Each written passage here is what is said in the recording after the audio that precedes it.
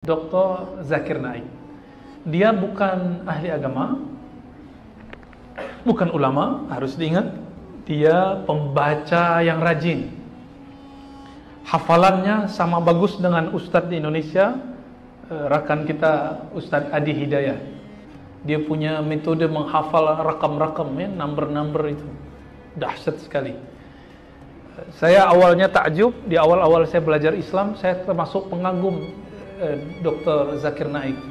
Tapi setelah kemudian kita kaji ilmu muqaranatul adyan wal mazahib wal firaq, saya ittadaha lana anna lahu manhajun dha'ifun wa syujuzun bayyinun, ya, bayyinatun. Setelah saya kemudian belajar muqaranah, ada satu ilmu fan itu dikaji di Usuluddin, karena saya dulu belajar di Usuluddin, ilmu muqaranatul adyan, ilmu perbandingan agama-agama mazhab. Pemikiran, mohon maaf, Zakir Naik tidak satupun sesuai dengan metodologi yang telah ada dalam ilmu ini.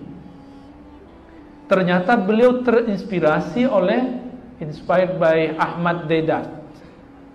Tapi Ahmad Deedat tidak sekeras dia. Kenapa? Dia berani bawa kitab-kitab Veda, berani bawa kitab-kitab Bible dengan serampangan. Lalu dia buat tafsir sendiri. Nah, ini yang bahaya. Dalam Islam pun ada yang punya otoritas tafsir, yaitu ulama ahli tafsir. Apalagi di golongan kawan-kawan kita, saudara-saudara yang beda agama itu. Mereka punya lembaga khusus pentafsir. Orang aktivis, bahkan doktor teologi Kristen Katolik tidak boleh mentafsir jika dia belum diiktiraf oleh lembaganya. Lalu tiba-tiba Dr. Zakir Naik kemudian menafsirkan sendiri. Maka di India dia terkena konun perundang-undangan mencemarkan, merusak agama lain. Itulah sebabnya beliau dilarang masuk, pulang kampung. Kasihan, ya. Saya kasihan mendengar, saya sedih. Sebagai saudara sesama muslim, kita ikut sedih. Dan mohon maaf jika dibawa ke Sarawak ini sangat majmuk, sangat berbahaya. Sangat berbahaya. Jangan bawa dia, bawa yang lain yang lebih santun. Ya, karena kalau bawa dia nanti bertengkar muslim dengan Kristen. Yang kita sudah jaga lama ini. Ya, kita sudah jaga lama, benar kan?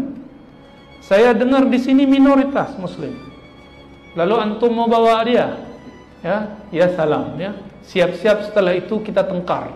Ketemu Kristen kita benci. Ya Rob, kita tidak boleh benci makhluk. Kenapa? Hadisnya irhamu man fil ardi yarhamukum man fis sama. Kemana-mana kita sampaikan hadis ini. Sayangi makhluk di bumi, makhluk yang di langit, malaikat-malaikat cinta kamu.